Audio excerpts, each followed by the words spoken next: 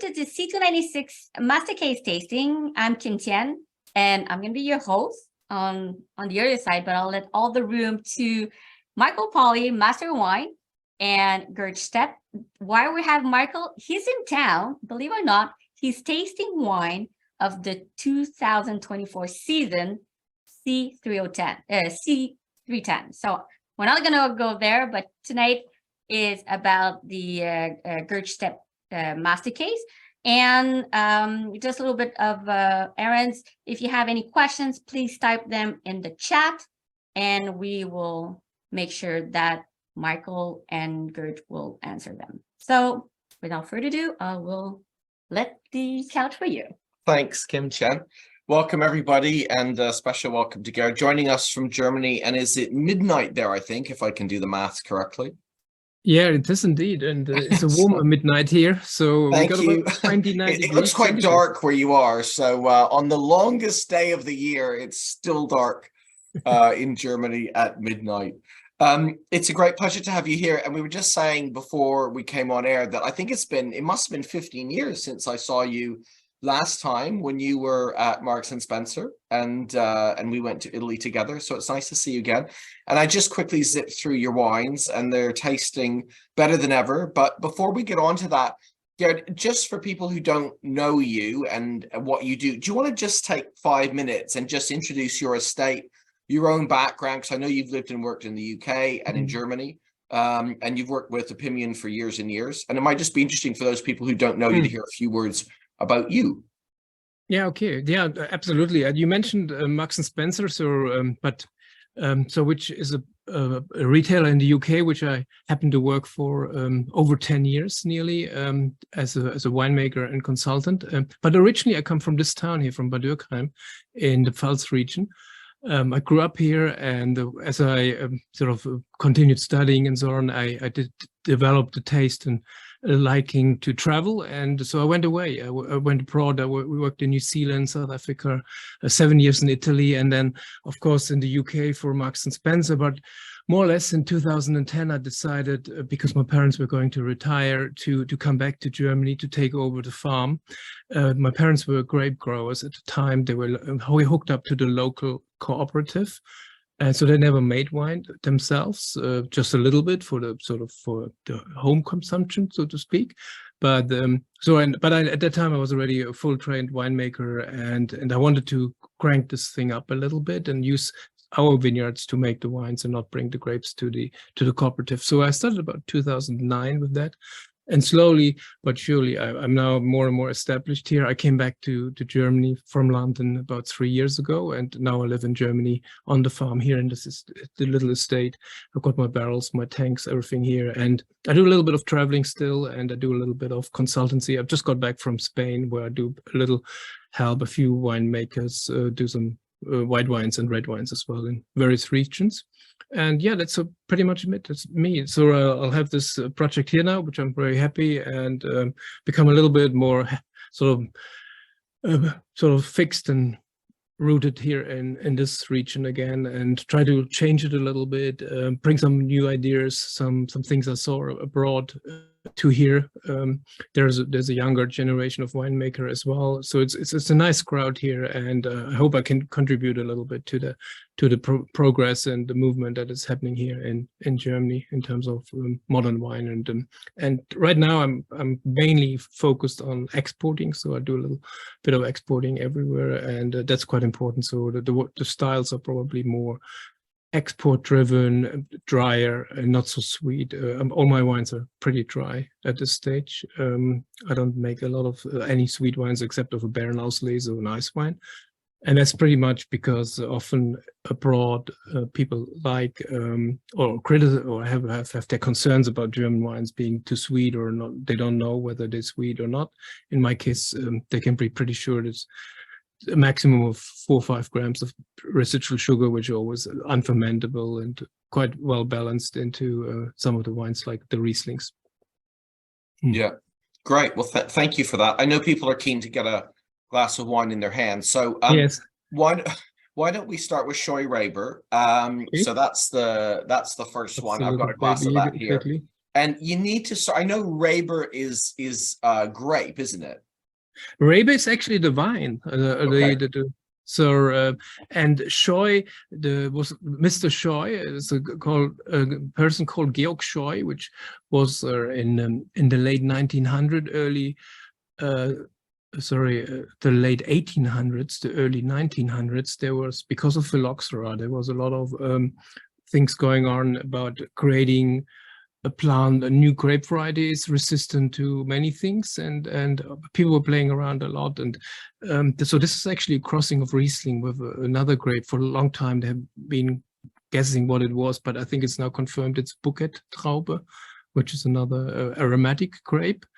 But together the two blend really well, and I think it's one of the few crossings out of their time, so nearly 100 years ago, that actually is sustained, and it's actually showed its value, whereas a lot of these varieties that came in about 100 years, 180 years ago, they pretty much vanished. They were early ripening grapes for several reasons, because it was quite cold here, and often the grapes didn't ripen as much, and others were a little bit more for yield, and so there were different objectives. But this is staying now, and I think it's really a high valuable grape addition to the range, and it goes really well as dry, but you can go all the way and can make a beautiful Bärenauslese. You can use it in maybe ice wine even. The skin is quite thick, so it's quite resistant to the weather and so on. It's not so early ripening like Riesling. You said it's got this Riesling parentage, which I can absolutely pick up that kind of citrus character on the nose, but it seems like there's a little sort of paradigm shift from maybe citrus a little bit more into stone fruit. I don't know. Well, that's right. It's also the way we make it quite bone dry. I think this is super dry.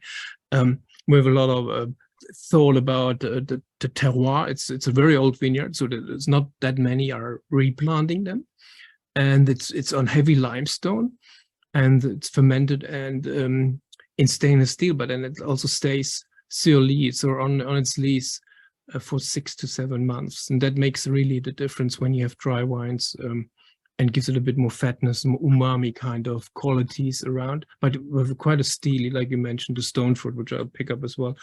You get it's I think it's more aromatic than a Riesling.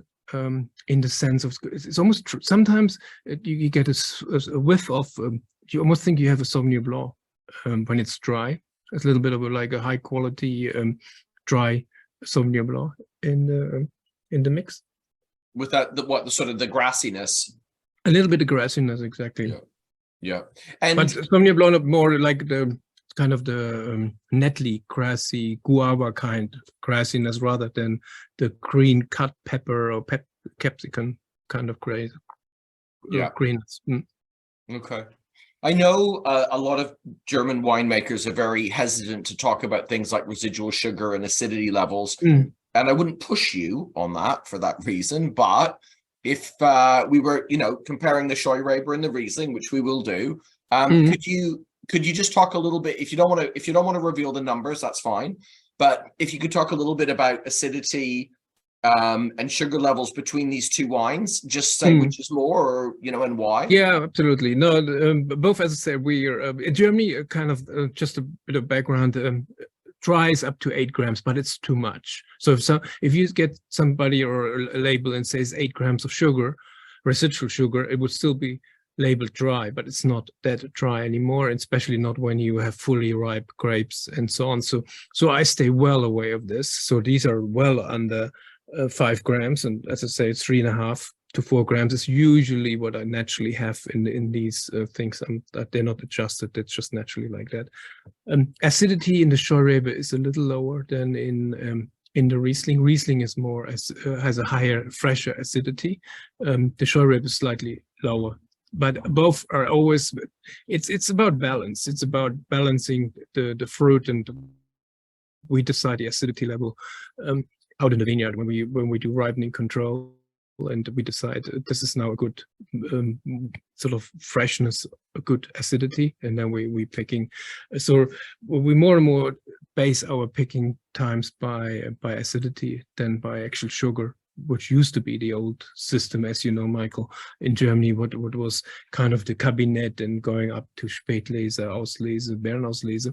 I don't name any of these. Most of the wines are in the Spätlese region of quality level in terms of sugar, but because they're dry, I don't want to call it Spätlese because people assume it's got some residual sugar more than than what is kind of in these wines.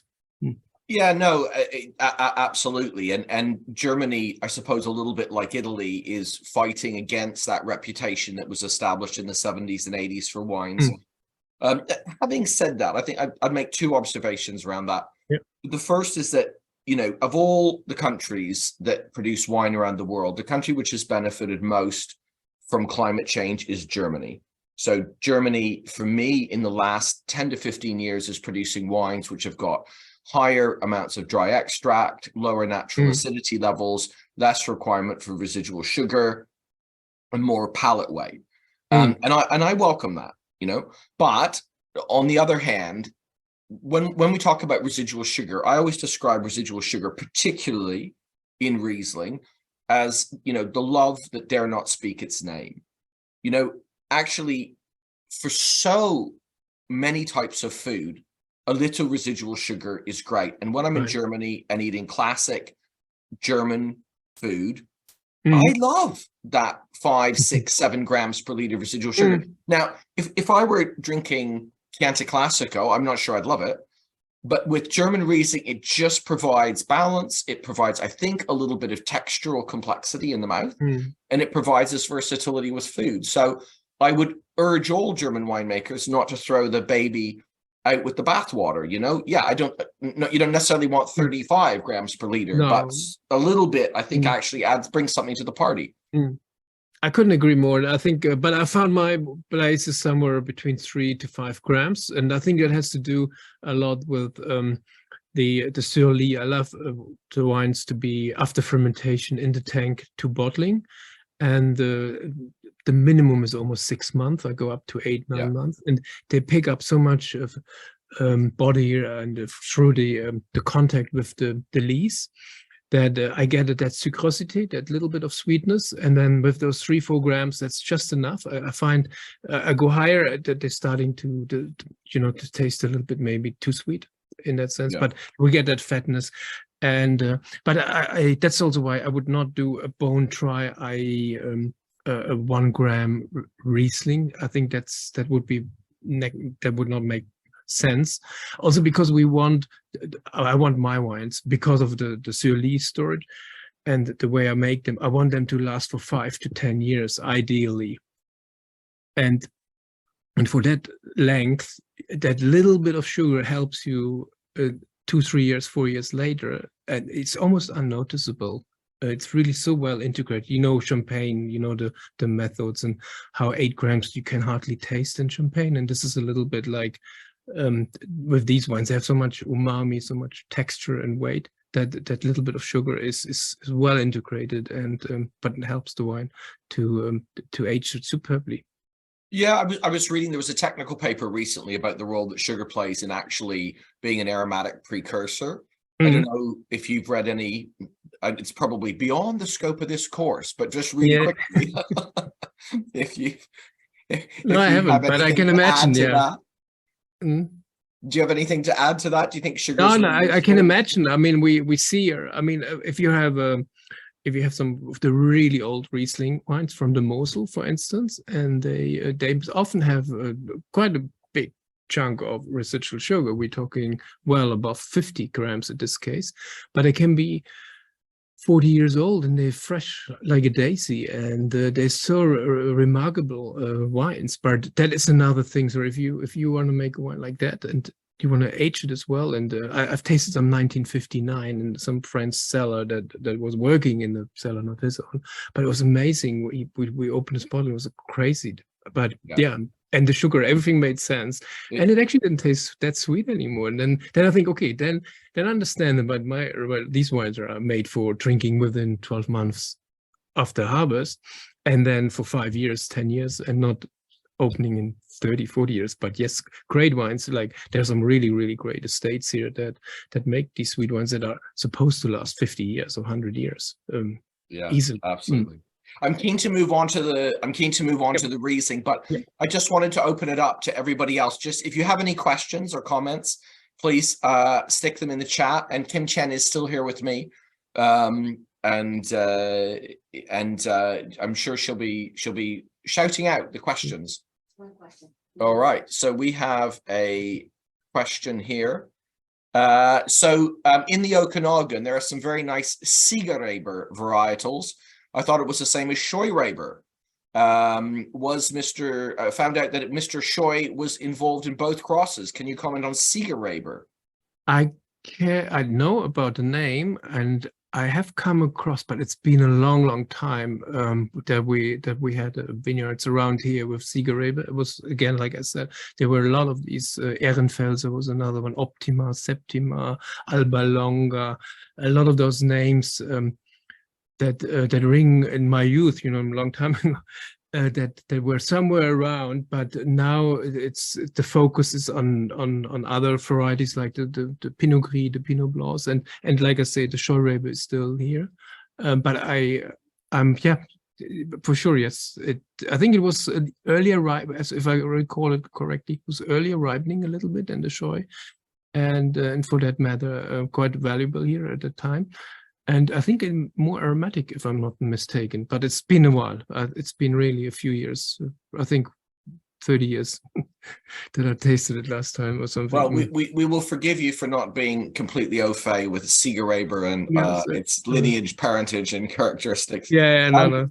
On to the Riesling. So Riesling. A great variety that needs no introduction. Would love you to. I've got so many questions for you about this wine. So if you want to start and just take us through. And probably going to answer half my questions. So just take us through the Riesling, because I'm in love with this wine. I think it's just beautiful. It's got freshness and purity of varietal character. I love it. So Riesling is our signature grape here, I think, in the Pfalz from the past, and it still is. It's very, very important in the best vineyard sites. Here we grow Riesling.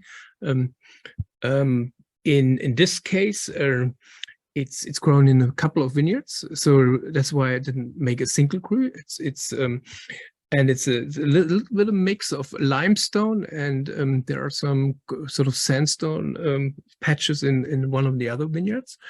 And Riesling is it's a little bit difficult to grow outside. It doesn't like too vigorous soils, so we'll have to be very careful where it's planted. During the season, it's a bit more canopy management. We look for that we don't get botrytis. Often Riesling is very prone to botrytis at the beginning of harvest, and often here in Germany it was then made into Auslese or something, even Beerenauslese, to emphasize on the botrytis character. In my case, I try to avoid the botrytis as much as possible, but we do this by a little bit of canopy management, but also by a lot of triage. So we go through the vineyards and we're cutting out the green grapes, and if there is botrytis, we'll cut it out well before it develops into some problem. So we go through the vineyards a couple of times before harvest. In that case, you get that sort of freshness and sort of the expression of the terroir that this Riesling can do perfectly. It's unoaked, and again stays a long time surely for a little bit more weight. I think that has maybe a gram more sugar than the Scheu. Mm-hmm. And is this? I mean, I don't know that area that well, but is this Is there some Mikkelsburg in here? In this case, no, it's not far from there. You can walk it on a bicycle. You can do it in 5 minutes, but yeah, it's nearby. It's one of the other hills surrounding. So Mikkelsburg is here in Bad Dürkheim, and this is Kallstadt. That's the next village, and then Herxheim. In that valley, there's a few of those vineyards that I use for this. Okay, and you talked about limestone and that dark sandstone that's, you know, Bad Dürkheim is famous for that. Yeah. Do you want to just talk a little bit about, you know, how we always think about Riesling and slate, and I suppose that's our prejudice from the Mosel that, you know, Riesling's on slate. So do you want to just talk a little bit about how the limestone and the sandstone creates a different style? So slate is, we don't have slate here. There's one little patch in the Pfalz region. Because we are the extension of the Alsace, so Alsace is south from here. In the Rhine Valley, we have mainly limestone. We have a lot of sandstone, and we call it sort of Buntsandstein. So it means colored sandstone because it's rich in iron, so it's quite red.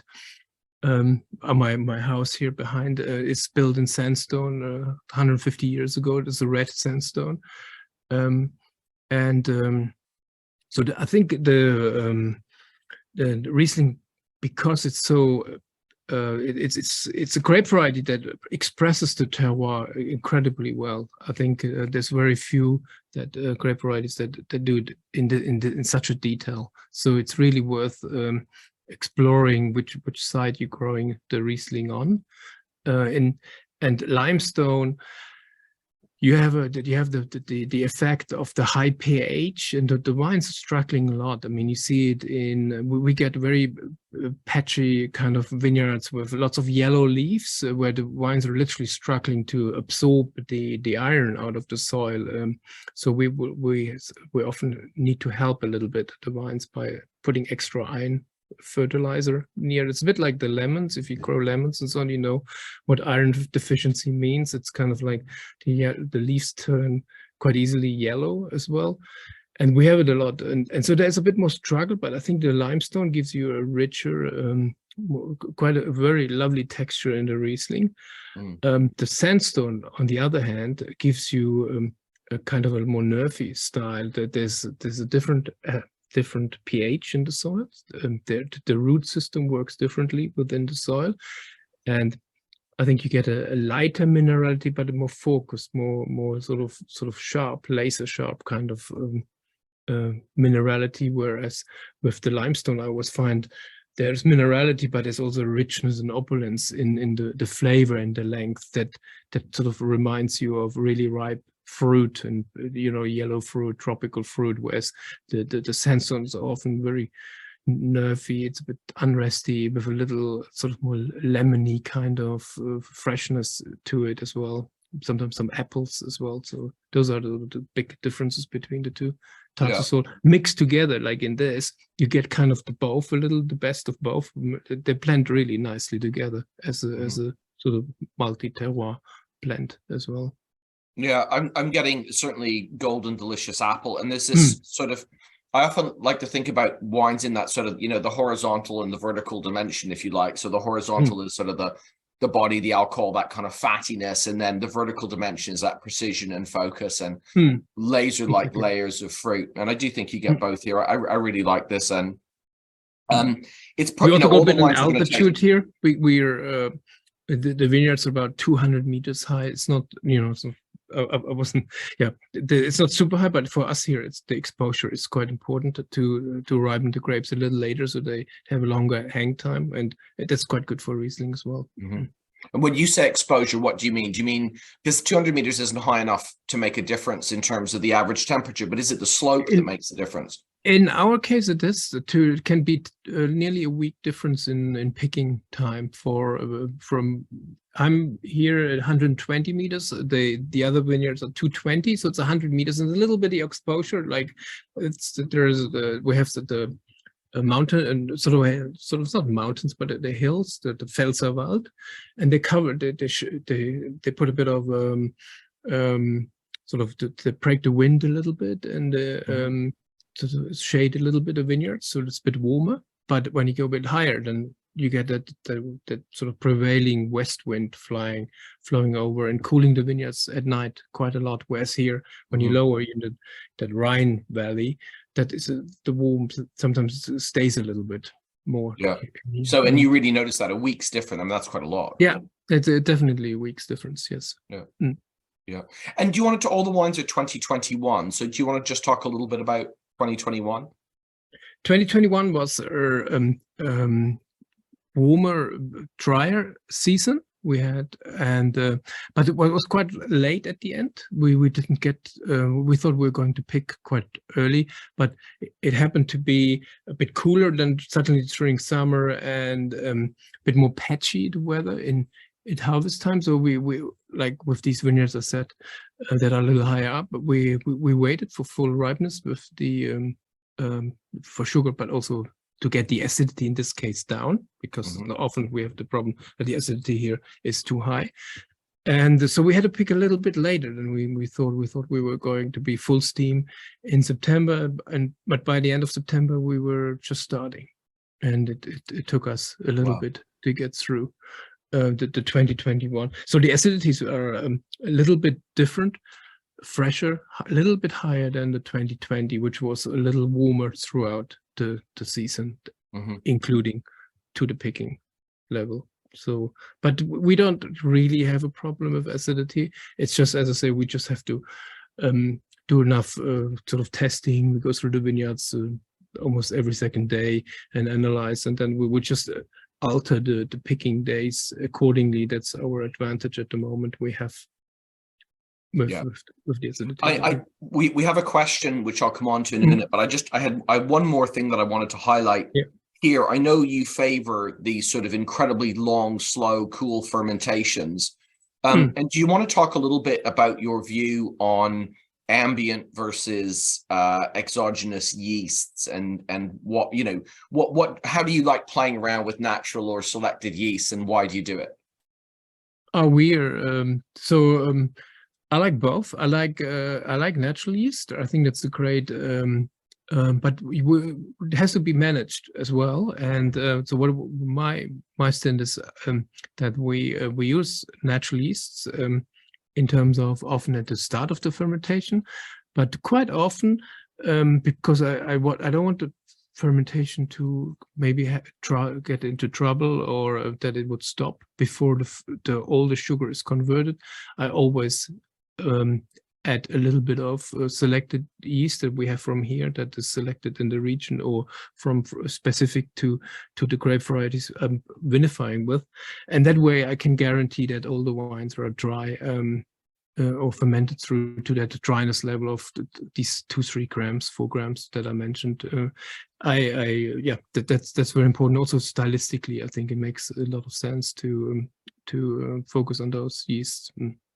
And are those neutral yeasts, or are you looking for them to bring something to the wine rather than just finishing the fermentation? No, they're neutral. I think I want to express the terroir, and that's why it's so important that I use a yeast. And I took a while to find the right mixture or the right ideas of the yeast. So because I don't want the wine to taste of the yeast.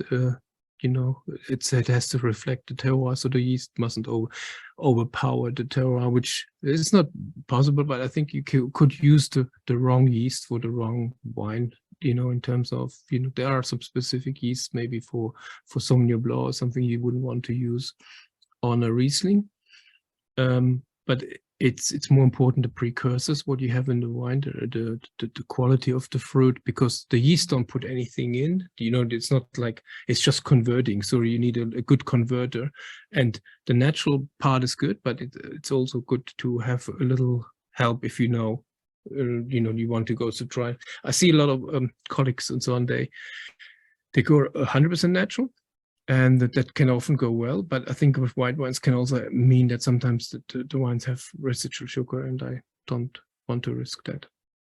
No, absolutely, and I think that, you know, there's a big thing, particularly in the on-trade, you know, at the moment with you know, minimal intervention, natural wines, you know, and all of these things, and I think the concepts are at best poorly understood, and furthermore, I think if anybody could reliably say, you know, whether a wine is ambient yeast or natural yeast, I'd be amazed. I know Denis Dubourdieu did a lot of work in Bordeaux on this, and by using, you know, microvinification from specific estates, the winemakers were able to identify the wines which came from their particular estates. But that's also because they knew what those wines were, if you like, supposed to taste like.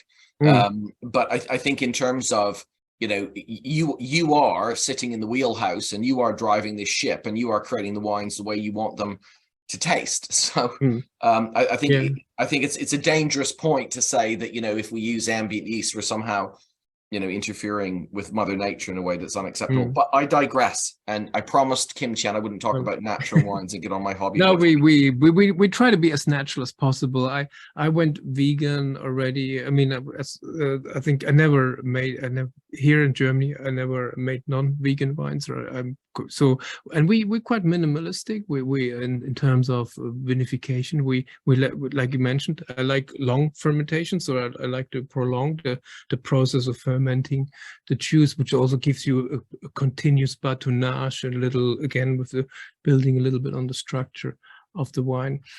And for that you which just cool a little bit the ferments we have temperature controlled tanks, but we adjust them to 18 these days. I remember a long time ago it was 12 or something. Wineries I worked with and saw very cold, ice cold, 12 degrees. Outside is 35 or something. It's a big delta between what you know, for the cooling plant. So we're trying to be also a little bit more sustainable that way, and we're looking in other ways of, you know, doing things. The vineyards are all integrated, managed. I have parts already converted to organic. I'm not certified organic. Well, my place is certified, but not every vineyard I work with is certified. So we need to see there. But so we'll go many ways at the moment, and yeast we'll work with that as well. So yeah, we'll look at that. Good. 2 questions. So the first one about food matches. Could you just talk a little bit about the Scheurebe? Scheurebe is aromatic. The Scheurebe and the Riesling. Yeah. What would you recommend? So Scheurebe, definitely summer wine for great appetizer. Anything fresh, seafood kind of things work really well with the Scheurebe nipples, salads. The Riesling, on the other hand, is a little bit more serious. So you can already go proper dish with baked fish, maybe, so something a bit more hearty. There's always the options to go with these wines also a little bit on with sushi and sashimi.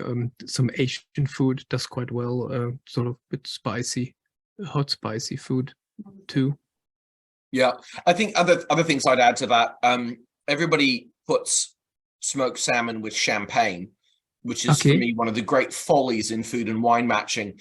And smoked salmon's expensive, so, you know, you'd be an idiot not to put it something with which wasn't expensive as well, like champagne. And actually, I think it's one of the worst matches going. And I think Riesling, with its oiliness, you know, it loves the acidity. You know, it makes just perfect, you know, perfect match with smoked salmon. So I'm a big fan of that. And I think shellfish as well. You know, there's this cleansing note to it. And I think that the other thing, if you have a lot of fully cooked fatty meats, actually the acidity in Riesling is like this kind of windscreen wiper that just cleanses the palate and keeps you going. And I think it's, if you think about in Alsace, you know, they eat choucroute all the time, which is essentially sausages, you know, and sauerkraut. And it works wonderfully well with Riesling. And I think that's the reason why. So I find Riesling to be incredibly versatile with a number of dishes, and also with some Asian food. So pad thai and a lot of Asian cooking has small amounts of sugar, which are introduced often in a way that, you know, they're not sort of seen to be sweet, but there is residual sugar in it through the fish sauce or whatever. And I think they work really well with that. Absolutely, yeah. No, couldn't agree more. Great, because it's so fresh. Seafood, definitely. A few times up in Scandinavia, they love Riesling up there because of they eat a lot of seafood. You mentioned salmon, all sorts of way. Also gravid lachs, you know, the little bird. The gravid lachs is really nice, which has also a little bit of sweetness in it because of the sauce that I serve it with, and the curing. And it really works wonderful. Norway is really, they take a lot of Riesling for that matter, because it's huge market. So, absolutely. Second question, just before we jump onto the Pinot, would you talk briefly about 22 versus 21, the vintages? So 22 was again a little warmer. and we have a little bit lower acidity in 2022. Throughout, yeah, but pretty. I think that the only issue here at the moment is sometimes in summer it gets a bit dry. We had a little bit of a dry spell in around about now, I mean June, July, which was a bit challenging because all our vineyards are are not irrigated. It's all dry farmed here. Or well, 90%, I guess. There's a few places that have irrigation, but not many. So that's sometimes a bit stressful when it gets now too warm. Like tonight, I'm sitting outside and we have 26, 27 degrees at midnight in June, beginning of June or mid-June, which is quite warm for here. And those are sort of the challenges a bit. And 2022 was a little bit challenging with the dry, but again, we got quite a good time during harvest. We had a bit of rain in August that freshened up things a bit. The vineyards could absorb a little bit of water, and the maturation went further. And we got to know that, because the problem with dryness is that the vines are struggling, and they're not producing sugar, and they just don't also produce a lot of aroma then. So we need a little bit of water, and this is going to be a bit of a challenge for us in the future if it continues to be like this dry and warm. What we're going to do, because we don't have lakes or anything here that we can draw water from, it would have to be groundwater, and that's not easy to do here. Yeah, no, I think it's going to be increasingly a challenge for everybody, and that was something that I was in Australia just before COVID, and I don't know if you remember, there was a sort of 4-year drought in Australia of epic proportions, and they taken to irrigating the vineyards with foul wastewater, and there were signs, it really struck me as a sign of the times that, in order to keep their vineyards alive, that was the only water they had, and there were signs up saying, this vineyard's been irrigated. Everybody's then looking for water. I mean, we have further away from here, but not that far. It's a lot of vegetable growing, and they're looking for water. And we have orchards, many orchards here, apples, peaches, and so on. They also now, which all were dry farmed in the past. The vegetable, the horticulture was always irrigated, but all the orchards were dry farmed, and they all need to be now on water. They need to have water. So this is going to be the challenge. No, absolutely. But on that potentially gloomy note, let's turn to the turn to the last wine, the Pinot Noir. And please keep your questions coming. So this is 2021 as well. And there's a couple of things I wanted to talk to you about with Pinot. Perhaps in your remarks before we taste this, you could address a couple of things. One, of course, is clone. I don't think you can mention Pinot Noir without talking about clone. And the second is just to, members might not understand exactly why you destem or why you don't destem. So if you could talk about clone first, and then, what is destemming? Why do you do it, and why don't you do it? Right. Okay. So clone, we have. We've been growing Pinot Noir in Germany for a long time, many years, not as long maybe as Burgundy, but we're talking a few hundred years. So a lot of the old vineyards are not, strictly speaking, sort of like clones that are the international clones which are going around at the moment. They're more sort of based around Pinot Noir, but they have had their natural selection within Germany and the older vineyards. More recently, we have been planting some of the French clones from Dijon mainly, which are mixed clones. So there's not this kind of massal, so it's not one plant that's multiplied, but a few, to get a bit of diversity within the vineyards in terms of grape bunches. The issue with Pinot Noir is that the bunches are very compact. And they're very prone to botrytis again. And we are in a region where now we dry and we warm, but it can also sometimes rain a little. And then they kind of soak up the water and get very dense, these bunches, and the berries crack and botrytis starts. So we have to avoid this by any means.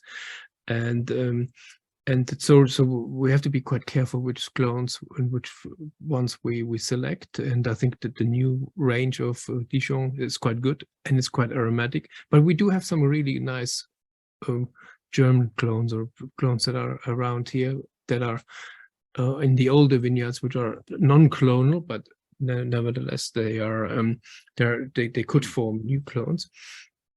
And so those are the things. So we're tending to go a little bit towards the French side now with the selection. I planted a few vineyards in the past now that are now having, which we're picking already since a year, and they are on French clones as well.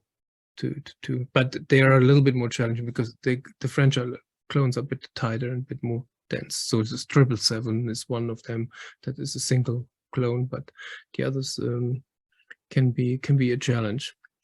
Right. There was just, sorry to interrupt you, Gerd, but there was just a question, which is, what is a clone? So I might answer that really quickly. The easiest way to think about it is Vitis vinifera is the species. So in terms of taxonomy, we don't get any more specific than that. And that would be like saying that, you know, a Brussels sprout and broccoli and cauliflower are all the same species. So that would be like Pinot Noir, Chardonnay, Cabernet Sauvignon. But then within broccoli, you know, you'd have Romanesco and you'd have broccoli and you have broccolini and all these other things. And those would be like the clones. So when you're planting out a vineyard, you don't just say, well, we'd like some Pinot Noir. You'd say, well, we'd like Pinot Noir. And then we want Pinot Noir that's like really beetrooty or really red curranty or with like big bunches, really small bunches. So it's all Pinot Noir. And then you select within that the attributes that you want. And that would be a clone. So you'd say, so Gerd just mentioned 777. So you'd order your plants to be Pinot Noir 777. And then that would bring with it certain characteristics within the Pinot family. So it's just sort of funneling in a little bit on what exactly you want in your Pinot. And there's clones for Chardonnay and there's clones for Sauvignon Blanc and Sangiovese and everything else. But Pinot Noir is the one we always talk about because there are so many clones. Yeah, exactly. And they can have a big influence, like I say, in the growing, because it's not easy to grow Pinot Noir, and can have a big effect if you plant the wrong clone on the rootstock, it can mean disaster. You might need to uproot the vineyard and redo this because it could be, you know, every year a disaster in terms of ripeness or problems with botrytis or so on. And or flavor in that case. So yeah, it has to be probably one of the most selective ones I could see. And people, like you mentioned, people talk a lot about which clones, and even the growers amongst them always wanting to know and go around and taste other people's vineyards grapes just to see if there's something new or something else to see. And so it's really important, I think, from that aspect. The one I'm doing at the moment, that's why I was saying this is an older German vineyard, and it's already it's a non-clonal, it's a mix, and it does have also, because it's quite old and Pinot Noir does mutate, so it's not a stable genome, so it does change a little bit while it's in its age. So there are wines that are really with very small berries, mixed bunches, and then there's another one right next to it. It's completely different. You don't think so. So we are already beyond clone, which means the clone means also that every wine looks the same, literally. In this case, no. So they're a little bit mixed. And you mentioned destemming or non-destemming. So we do most of this is destemmed, but I try to have a very good destemmer, and so we take the stems off, but we keep all the berries, so that if you go under them with your two hands and you catch the berries falling down, they're all quite intact, so they've just been destemmed, just been slightly sort of picked away from the stem. And I quite like that intercellular kind of that fermentation that goes on inside those berries, which create a little bit more aroma, a little bit. It's sort of a mini maceration carbonique, if you know what I mean. So it's not fully, but you get a little bit more aroma into the red spectrum, into the sort of a little bit more strawberries and a little more lifted than when it's fully destemmed and maybe even a bit crushed or something, or a little bit squeezed together, that the juice comes out and the skin breaks open a little. We also do a 4 to 5 day cold maceration. So we'll pick the grapes, they get stamped, get put into a tank, and then we'll usually pick quite early in the morning. We try to pick on when it's not too warm, and then we put some cooling on the tank, and we leave it for 5 days just to macerate, just to stay on its juice. And then that means the juice is starting to color. Pinot Noir, the juice is colorless. It's the skin that has the color. It's a little color sort of things are in the skin, the anthocyane, and that slowly enzymatically leaches out, and you have a beautiful, after 4 or 5 days, you have a beautiful kind of quite dark already red juice. And then we slowly, and on that stage, we're already starting to have a bit of a wild fermentation, so indigenous yeast is taking on its thing and starting to ferment. And then we watch this, and then we'll add a little bit of selected yeast that I get from Burgundy to finish off the fermentation. Well, I mean, this is a most impressive red wine. To be honest with you, I hadn't had the 21 before this evening, and it's just beautiful. And looking at the price compared to prices in Burgundy these days, my God, you know, there is, to spare you your blushes, if I were doing this blind, I would be in Burgundy, you know, absolutely no doubt, in terms of the aromatic complexity, tannin management, skillful use of oak, concentration of flavor. It says Burgundy to me. And you know, hats off to you for achieving that with this Pinot. It's just beautiful. And it's funny, we were tasting Burgundy for I can't remember the offering in 2024. We're tasting for 310 now, and going through, and my God, this is great wine, Gerd. I mean, you really you should be very proud of that. That's a really great glass of wine. Wow, thank you very much. It's great to hear. It's always good to have feedback, and especially, yeah, and I pay a lot of attention to it. I love Pinot Noir, and then I think we talked about my little journey before. And one of the reasons when I came here, I thought I want to do some Pinot Noir. That I worked in Burgundy with some great guys, and I did some wine for Marks and Spencer's in Burgundy with blending and sourcing. And when I saw the vineyards we have here, like these old vineyards and the grapes, and so I thought we got to do this here. And it is becoming more and more a very, very important category, a very important wine for us in the Pfalz region. Pinot Noir, it's undoubtedly works perfectly here. We get it fully ripe, 13.5% of alcohol every year naturally. Acidity is good. With the vineyards we have now, the old ones are great. The new ones with the newer clones are also coming on stream, which are very exciting. And I have a cellar full of barrels, so that this has been matured in barrique for a nice time, and to give it a little bit another layer as well, and a bit more complexity. Yeah, thank you. It's good. No, it's really good. There's just another questions come in, and the question is: Are Blaufränkisch and Pinot the same grape variety? No, they're separated. Yeah. It's a different, good question, but no, we call it Spätburgunder here in Germany, the Pinot Noir, and but Blaufränkisch is a different grape variety altogether. Yeah. I've got a couple more questions for you, Gerd, but I just want, you know, I'm aware of the time, so we're sort of got about 10 minutes left. Yeah, okay. In this tasting, and does anybody else have any questions? I want to talk about food matches with Pinot. And then I wanted to unpick a little bit about what you were saying with the cold soak, just in case that zoomed over anybody's head. There's another question on 2021 versus 19. If you could return to 2019 for a moment. 2019. Okay, so 2021 cooler vintage, a little bit higher acidity, fresh, really like it for Pinot Noir. 2019 warmer vintage, a little bit less acidity, riper fruit. I think the 2021 is 13% alcohol.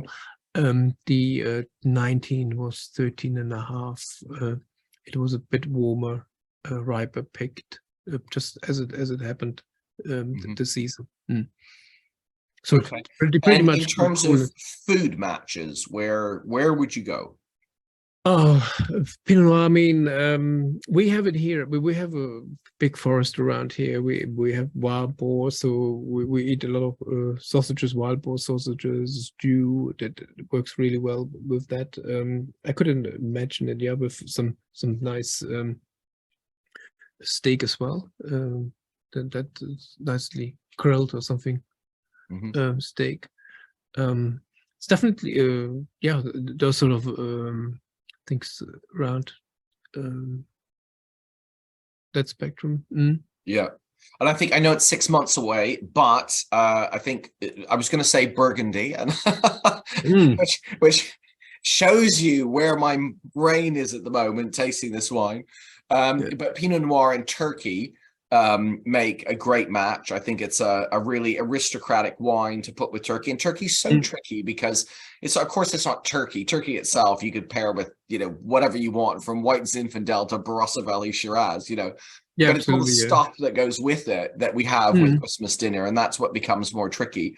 And I think Pinot works really well with sort of Turkey plus, you know, the chestnut stuffing and whatever else you've got.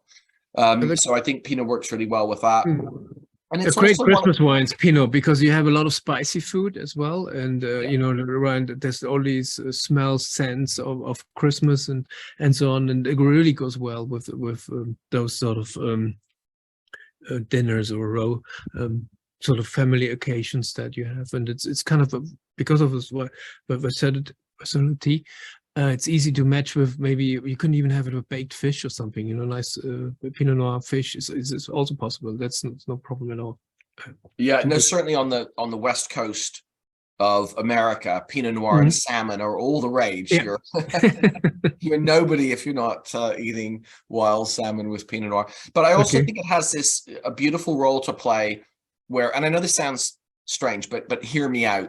I think, you know, if you look at the Pinot family and say you've got, you know, maybe not Pinot Blanc, but certainly with Pinot Gris and Pinot Noir, they do that kind of service together on those in-between foods. So duck, ham, goose, turkey, charcuterie, all that sort of stuff, where which way do you go? You know, you could go heavy white or you could go lighter red. And I think they work really well with that. Yeah, and like in, you know, well, in summer maybe you can even have it slightly chilled or something, you know, like a little cool down as well to enjoy on a summer's evening, you know, and a really warm one. So yeah, it's very diverse, you know, very lots of options to choose. Yeah. And another question on vintages, 21 versus 22 for Pinot. I suppose your commentary will be much the same as for Riesling. Yeah, exactly. So 2021 slightly higher in acidity, but well balanced, really fresh. 2022 little lower. I think ripeness we pick at the same sort of fruit ripeness, which was about 13% alcohol thereabouts.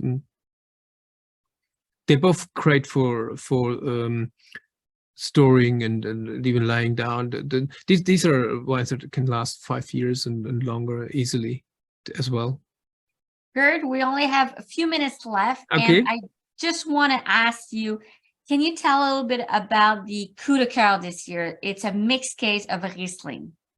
So that's exactly. So that's the mixed case of Riesling. So that's the Königswingerd, the Mandelgarten, and the Saumagen.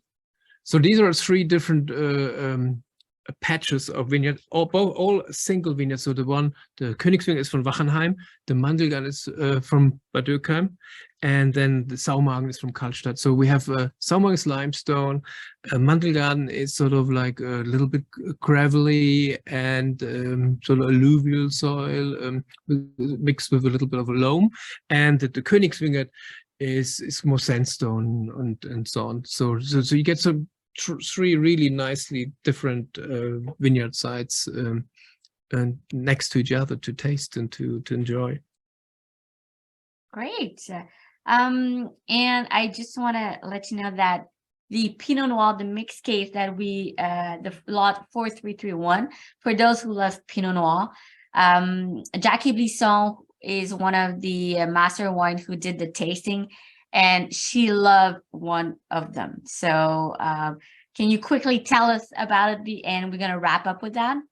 Okay, so we have the two again. One is a single vineyard. So it's a Steinberg single vineyard in Herxheim. It's a beautifully exposed vineyard, slope, sort of a little bit of a terrace kind of thing, a wall, and it's one of those old vineyards I mentioned, non-colonial, really old vineyard, very diverse. Sort of the vines look all very, very different, and beautiful some sandstone in there, and then we got the Sandstein Reserve, which is sandstone, heavy sandstone kind of patch of vineyard that are selected, and it's a reserve, so it's really super hand-picked, really kind of neatly put together, and both of them are in oak barrels, second fill barrels, third fill, which I don't use new oak on these. I really like the oak to be really super integrated, and so there's a lot of fruit and a lot of complexity and nicely balanced, so they respect where they come from. Fantastic. So you want to give the last word of Well, the evening?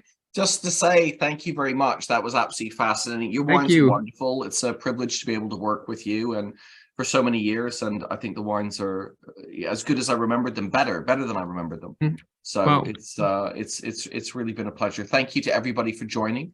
Thank you. And we'll see you next time around. Yes. Yeah, thank you very Have a much. good Really evening, wonderful everyone. to join you, and thanks for having me, and hope everybody enjoys the wines. Well, Coming. cheers. Cheers. Cheers, guys. Take care. Cheers. Cheers.